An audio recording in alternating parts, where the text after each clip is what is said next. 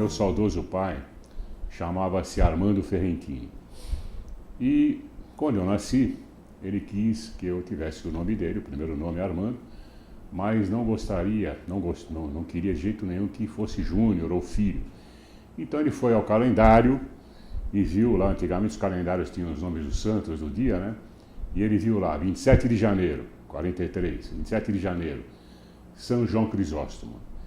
Ele gostou do Crisóstomo e me chamou então de Armando Crisóstomo, que é o meu nome, Armando Crisóstomo. E o Ferrentini é o sobrenome. Minha família, a sua história mais recente, começa no final do século XIX, quando há uma grande chegada de imigrantes italianos ao Brasil. Os meus avós, tanto maternos quanto paternos, vieram naqueles navios VIPs, né? E desembarcaram em Santos e foram para o interior de São Paulo plantar café.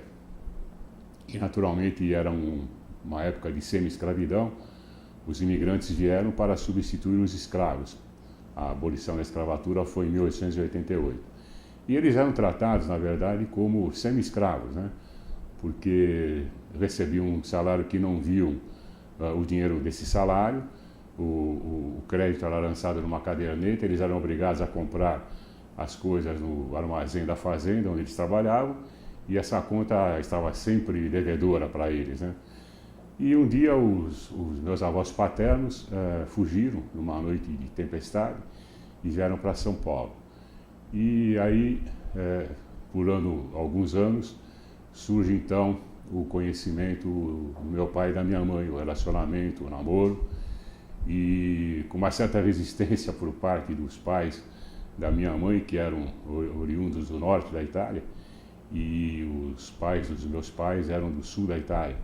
E havia isso lá, como há até hoje, né? Aquela região de Nápoles é tida assim mais ou menos em alguns lugares aqui do Brasil, ainda tem esse preconceito, né? Norte, Nordeste e Sul, né? Infelizmente isso existe e já existia naquela época. Então houve uma resistência muito grande ao romance, ao namoro da minha mãe e do meu pai. Foi uma história até que parecida com algumas aí que viraram livros famosos, né? Mas eles se casaram, tiveram que se casar rapidamente, era um ultimato que o meu avô materno deu ao meu pai, né? E naturalmente começaram a vida de uma forma muito difícil financeiramente. Meu pai era um marceneiro, e minha mãe prendas domésticas, e ele se instalou numa marcenaria com mais 2 amigos e começaram assim, meus pais começaram assim a vida deles. Logo nasceu, depois de 20 meses do casamento, nasceu a primeira filha, a Silvia, minha irmã, depois Nelo, meu irmão, e eu fui o último filho dos 3. Eu nasci, como eu disse, já em 27 de janeiro de 43. Quando eu nasci, os meus irmãos brincam comigo até hoje, meus pais já estavam numa situação melhor. Já se morava numa vila do Brás, uma vila de operários do Brás, mas numa vila que já possuía casas com cômodos, o banheiro dentro da casa, enfim, aquilo era um status diferente do que viveram os meus irmãos. E assim começa a minha vida. Uma família, que é claro, para nós todas as famílias, as nossas principalmente, são maravilhosas, né? Uma família de pessoas trabalhadoras, de pessoas de origem humilde, mas com um DNA de crescimento, com um DNA de desenvolvimento, de viver feliz, aproveitar o momento em que se vive, porém querer sempre subir, querer sempre ascender. A minha infância foi, no meu entender, maravilhosa. Foi uma infância desfrutada a todo vapor, como deve ser a infância de um menino, e também de uma menina, claro. Eu nadei no Rio Tietê, naquela época tinha peixes no rio. Eu joguei bola na rua, quase fui atropelado várias vezes, como os meus amiguinhos que jogavam bola também na rua. Fui no cinema nas matinês de domingo no Oberdan. Eu morava no bairro do Brás, né? E havia uma tradição desse cinema porque em 38, não era nascido ainda, houve lá um tumulto e alguém gritou fogo, porque no filme que estava passando havia um incêndio.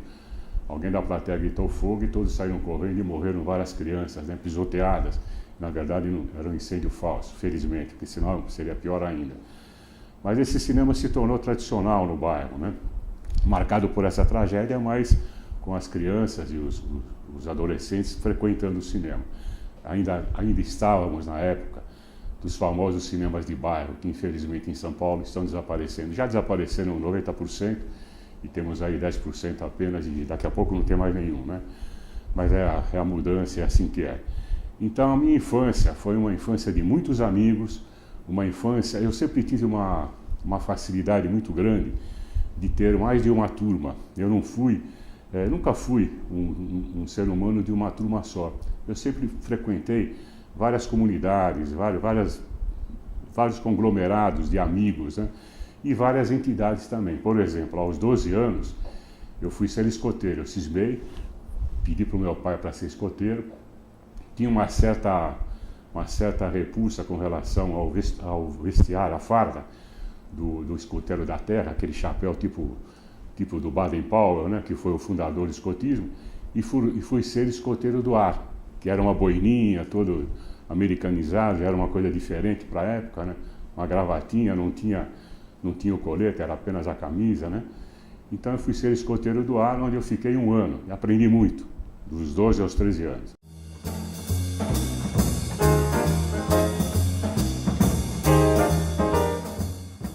E dizer que eu fiz o primário no grupo escolar Eduardo Prado, que se situa no bairro do Pari, que é irmão gêmeo do Brás, né? Mas antes disso eu tinha estudado numa escolinha de rua, assim pertinho de casa, né? A escola São José. Eu fiz o 1º e 2º anos do primário, ainda como se chamava naquela época, na escola São José. Uma boa escola, uma escola com 2 professoras maravilhosas, Dona Maria, a irmã dela, Jane, que eu tenho no coração até hoje, professoras que me ensinaram muito. Mas enfim, aí foi o curso primário, Escolinha São José, Grupo Escolar Eduardo Prado. Depois fui, no 2º ciclo, fui para o ginásio Luciano Maia, também no Brás, na Rua do Hipódromo, não existe mais, e passei para o curso noturno porque tinha que trabalhar. Chegou o momento de trabalhar, então eu fiz o curso noturno, foi aí que eu me conduzi para o curso de contabilidade. Eu sou contador formado. E aí a escola tinha um outro nome à noite, era a Escola Técnica de Comércio Rui Barbosa. Me formei contador. Ao terminar esse ciclo, e antes de prestar o vestibular para a Faculdade de Direito, eu entrei no Exército, mas eu fui fazer o CPUR e passei. Naquela época era um sonho da juventude fazer o CPUR. Tinha muito status isso, porque foi um pouquinho antes da Revolução de 1º de abril, ou 31 de março, como queiram, de 64, e a farda exercia um fascínio muito grande sobre a juventude. Com o advento da Revolução, que depois virou ditadura, e tudo que se disse contra a ditadura durante e depois, e principalmente depois, né, esse fascínio deixou de existir. Mas na época era muito forte, a gente tem que viver a época para saber a força das coisas, né? Então, para mim, pessoalmente, foi um orgulho muito grande vestir aquela farda, né, de aluno do CPUR, onde eu fiquei quase 2 anos, que era o curso na época, né? E saí de lá, o quartel continuou no mesmo lugar, lá em Santana, no Alto de Santana, e saí de lá, segundo tenente da reserva, depois de ter feito um curso de aperfeiçoamento, um estágio, como eles chamavam, no 2º RO 105, na cidade de Itu, onde eu fiquei 45 dias. Bom, entrei na faculdade, fui candidato à presidência do centro acadêmico da época, né? Perdi a eleição, o vencedor foi outro, aliás eram vários candidatos, eu fiquei em 3º lugar, eram 4 candidatos, eu fiquei em 3º lugar. E isso me leva a uma confissão, uma boa confissão. Eu sempre tive dentro de mim um desejo de exercer liderança. Isso não era uma coisa forçada, era uma coisa que vinha de dentro para fora espontaneamente.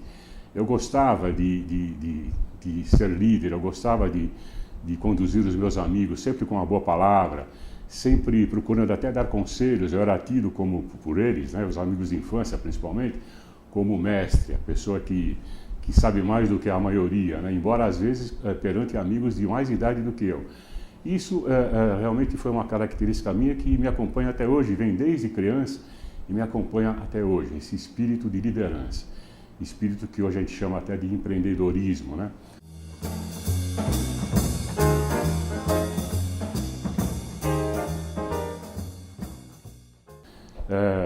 Fiz a faculdade, fui candidato à presidência do diretor acadêmico, perdi, mas não deixei de exercer.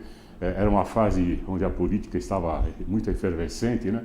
Não deixei de exercer esta vontade inata em mim, né? De falar, de convencer as pessoas, de tentar mostrar, segundo a minha ótica, é claro, os caminhos, né? Fiz a faculdade juntamente com o meu trabalho, aí sim já coincidiu com o meu trabalho no Diário Popular, no jornal que eu falei há pouco, né? E de lá para cá, a minha vida tem sido uma correria. Eu, por gostar muito de fazer o que eu faço, né? Eu confesso que não delego muito, tenho uma equipe muito grande, acabei de falar que tenho 100 pessoas, um pouco mais de 100 pessoas na minha empresa, mas aquilo que me compete, principalmente aquilo que me compete, eu não delego, eu gosto de fazer. Por quê? Porque é uma coisa minha pessoal. Eu realmente gosto de fazer as coisas que eu faço, né? Eu acordo toda manhã com uma disposição incrível para chegar no trabalho e resolver as coisas que estão para ser resolvidas sobre a minha mesa, né? Isso me fez procurar várias ações. Quando a gente está no mercado como o nosso, o mercado publicitário, e de uma forma mais ampla hoje, o mercado do marketing em geral, há sempre muitas oportunidades. Quando você tem 3 veículos, na época eu tinha o Diário Popular, que já era um jornal forte, você tem sempre muitas opções para exercer o pensamento do crescimento. Então, por exemplo, uma das coisas que eu ajudei a criar junto com alguns companheiros foi um prêmio que até hoje existe na propaganda brasileira e é respeitadíssimo, é o Prêmio Colunistas, que é uma premiação do mercado publicitário que ocorre anualmente. Ela tem várias divisões, várias regiões, são 8 regiões, né? E depois tem o julgamento nacional. E esse prêmio, ele recebe por ano mais de 10 mil inscrições. É uma coisa maluca. Houve uma época lá atrás, hoje Cannes, o Festival de Cannes cresceu muito, né? Mas houve uma época lá atrás, e não faz muito, 10 anos atrás, em que nós tínhamos mais inscrições do que o Cannes Lions à época. É uma coisa incrível, né? O volume de peças que concorrem ao Prêmio Colunistas. Fui junto com a Amadia, um dos criadores do Martin Best, que depois se desdobrou em Martin Best e Martin Best Social, hoje é de sustentabilidade, né? É uma premiação voltada para os cases de marketing do mercado e que tem um sucesso estrondoso até hoje e sempre terá, porque o marketing é imorredouro, né? O marketing é uma ideologia que jamais deixará de existir, ao contrário, cada vez mais o marketing terá o seu valor.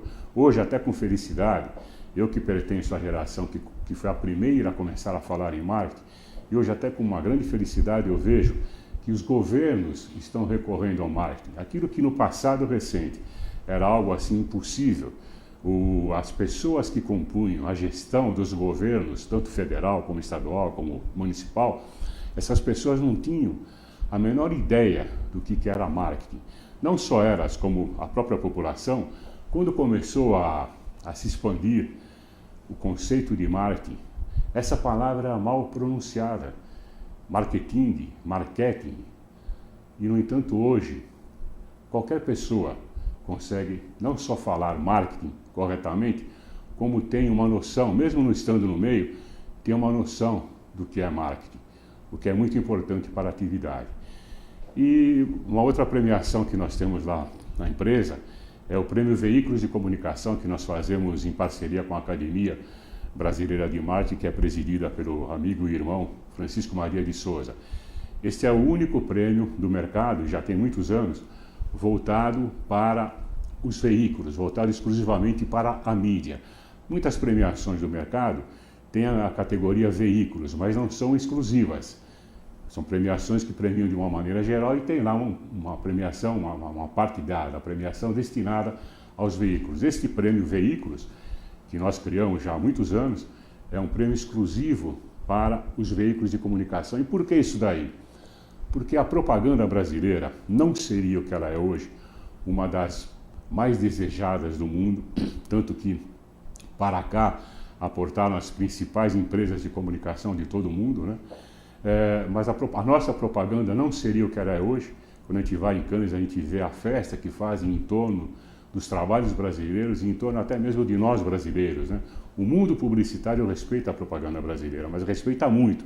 Mas, repito, essa propaganda não seria o que ela é hoje sem a contribuição dos veículos, dos meios. No Brasil, os meios se desenvolveram paralelamente ao grande desenvolvimento das agências de propaganda. E é um dado muito importante esse, porque nós não tivemos apenas meia dúzia de veículos, e agora com a internet então isso cresceu ainda mais, mas não tivemos apenas meia dúzia de veículos crescendo, como em outros países ocorreu. Se você entrar, você que está me vendo agora, entrar em qualquer banca de jornal, dessas chamadas grandes, tipo aeroporto, um shopping ou uma praça pública famosa, você vai ver lá pelo menos mais de 1.000 títulos de revistas, mas tem mais de 2.500 títulos de revista em todo o país. O que tem de jornal no Brasil é um negócio incrível. O que tem de emissora de rádio e o que tem de emissora de televisão. E agora, a internet no Brasil, que já é o terceiro país do mundo no uso da web. Então, essas coisas todas fazem do nosso país e, portanto, da propaganda do nosso país ter uma importância muito grande no cenário mundial. E, por isso, a premiação criada por nós, que é o Prêmio Veículos. E outras coisas mais que nós fizemos ao longo dessa história toda. Eu fui presidente da DVB no período de 79 a 81, durante 2 anos. Depois de ter sido vice-presidente, de ter sido antes disso diretor, fui presidente de outras entidades do mercado. Hoje, eu ocupo, nesse momento, a presidência do Conselho Deliberativo da ESPM. Eu pertenço a esse conselho há mais de 30 anos e fui guindado já há mais de 10 anos à presidência do CD, tenho tido sucessivas reeleições e essa é uma das paixões da minha vida. Por quê? Porque o frequente contato com um estabelecimento de ensino, como é a ESPM, a Escola Superior de Propaganda e Marketing, faz com que eu, particularmente, aprenda cada vez mais. Eu tenho contato com a juventude e sou obrigado a me atualizar por isso. Para manter esse contato, para poder olhar melhor o cenário todo que se coloca à minha frente, eu sou obrigado a me atualizar permanentemente com relação a esse mercado jovem e que é amante da propaganda, que é amante do marketing e que hoje, felizmente, não quer apenas trabalhar em agências, coisa que era inevitável até 10 anos atrás. Hoje o jovem já é mais direcionado para outros caminhos da propaganda, para outros caminhos da comunicação do marketing. Hoje ele quer trabalhar no anunciante, que se profissionalizou muito no aspecto da comunicação do marketing, quer trabalhar nos veículos, quer trabalhar nas produtoras, nos fornecedores do mercado e assim por diante. E essa escola, então, para mim, é uma das grandes paixões da minha vida. Uma outra paixão da minha vida que eu deixei de falar até aqui, mas tenho que falar, né? Impossível deixar de falar nessa gravação, é o Palmeiras. Eu aprendi a gostar do Palmeiras, a amar o Palmeiras desde criancinha, né? Em casa era impossível não ser palmeirense, né? E fui muito influenciado também, já era palmeirense roxo, como se diz, né? Mas fui muito influenciado por um tio meu, irmão da minha mãe, o saudoso tio Calixto, que me levava sempre a ver os jogos do Palmeiras. E às vezes até, naquela época, olha que coisa, nós íamos ver jogos do Santos contra outros times por causa de uma pessoa completamente desconhecida de vocês, chamava-se Edson Arantes do Nascimento, eu até me emociono falando. O Pelé, brinquei que pessoa desconhecida, né? O Pelé, a gente ia vê-lo jogar, mesmo não torcendo para o time dele. Que coisa incrível isso. Por quê? Porque ele apresentava um baleiro no campo e a gente gostava do futebol. Quem gosta de um clube é porque gosta do futebol. E quem gosta do futebol aprecia o artista do futebol, aprecia o craque verdadeiro, aquele que dá show sempre. Nós pagávamos ingresso para ver um show, não para ver o Santos, porque nós éramos palmeirenses, eu e meu tio, né? Aliás, ele pagava para mim. Bom, essa paixão quando eu fui me desenvolvendo, fui crescendo, ela foi me aproximando do Clube Palmeiras, da pessoa jurídica Palmeiras. E eu, inclusive, acabei sendo diretor do Palmeiras numa época em que o Palmeiras era presidido pelo Pascoal Walter Juliano, que foi, para mim, o maior presidente que o Palmeiras teve até hoje, e foi de 71 a 76. Eu fui diretor de propaganda e comunicação e acumulava o cargo de primeiro secretário-geral do clube. Esse cargo de secretário-geral era um cargo que era ocupado pelos presidentes antes de eles serem presidentes. E quando o Juliano me deu esse cargo, possivelmente ele imaginou que eu pudesse um dia vir a presidir o Palmeiras. Isso não aconteceu. Sorte do Palmeiras e também sorte minha, né? Mas exercendo o cargo simultâneo de diretor de propaganda e comunicação do clube, eu levei para lá a primeira campanha publicitária que um clube de futebol fez no Brasil. Isso foi em 72, quando o Palmeiras realmente ganhava tudo, né? E a campanha ajudou mais ainda, porque os jogadores se envolveram na campanha. Os jogadores daquela época se envolveram na campanha. Havia depoimentos deles que a gente jogava nas emissoras de rádio como spots, né? Campanha paga, tinha verba publicitária, né? Eu me lembro naquela época a verba era de 500 mil, eu não sei que dinheiro que era na época, vamos dizer 500 mil reais. Não era uma verba muito grande, mas ela surtiu um efeito enorme. Ela se dividia em 3 partes, essa campanha, e uma delas era o seguinte: corintiano, olha só, uma peça de publicidade do Palmeiras, corintiano, compareça ao estádio, quando havia o jogo Palmeiras e Corinthians, né? Corintiano, compareça ao estádio, a renda é dividida, naquela época a renda era dividida. E assim por diante, tinha uma vertente para aumentar o nosso número de associados, o que realmente aconteceu, e enfim, a campanha fez um sucesso tremendo. Logo depois, o Internacional de Porto Alegre seguiu o mesmo caminho e também fez uma campanha publicitária semelhante, né? E aí os clubes começaram a ter o gosto pelo marketing, que ainda não havia essa palavra no meio futebolístico, no meio esportivo em geral, mas começaram a entender que eles não poderiam continuar vivendo sem o auxílio de uma boa comunicação publicitária. E este meu exercício de diretor do Palmeiras me levou mais tarde, já que eu tinha vários conhecidos no mundo do futebol, me levou mais tarde a ser interventor na Federação Paulista de Futebol. Houve lá uma briga, o presidente não quis, ou esqueceu, ou enfim, tinha lá os seus motivos políticos para convocar as eleições, estourou o prazo, e aí alguns clubes entraram na justiça e conseguiram com que ele fosse impedido de continuar presidente. Então foi nomeado um interventor, e esse interventor fui eu, com a missão de realizar eleições em 10 dias.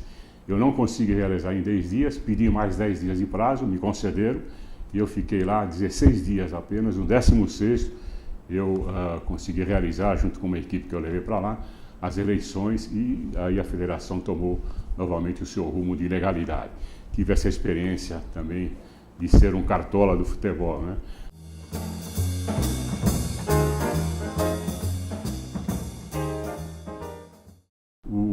O que eu penso do futuro, o que eu penso da vida, os ensinamentos, né? Bom, em primeiro lugar, se eu pudesse recomendar, recomendaria sempre a todos trabalhar com amor.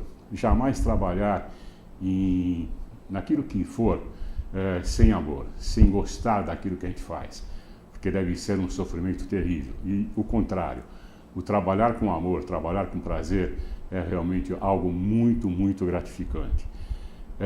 Procurar sempre fazer as coisas da melhor maneira possível, entregar-se de corpo e alma àquilo que se está fazendo, procurar sempre se aprimorar, procurar sempre melhorar o seu conhecimento sobre aquilo que se faz, mesmo que a gente possa imaginar, ainda que apenas internamente, intimamente, que a gente já sabe tudo. Ninguém sabe tudo nunca.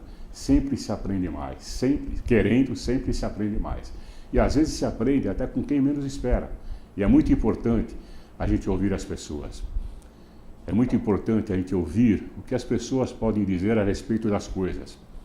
Sempre as pessoas têm as suas razões. E é importante a gente saber perceber isso.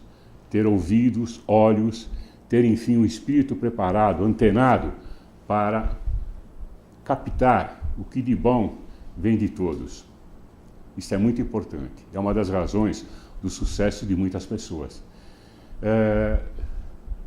Levantar de manhã, aqueles que levantam de manhã, levantar de manhã achando que o dia vai ser maravilhoso e apostando nesse dia maravilhoso que vai ser e acreditando nisso. Fazer planos, não deixar de fazer planos. Por mais que você vá vivendo, vá ultrapassando as suas barreiras, nunca deixe de ter planos. Ter planos significa manter-se jovem, manter-se com os seus sonhos. E os sonhos são a parte mais importante do ser humano. Quem não sonha, não realiza. Todas as coisas que estão no mundo nasceram de uma ideia, nasceram de sonhos.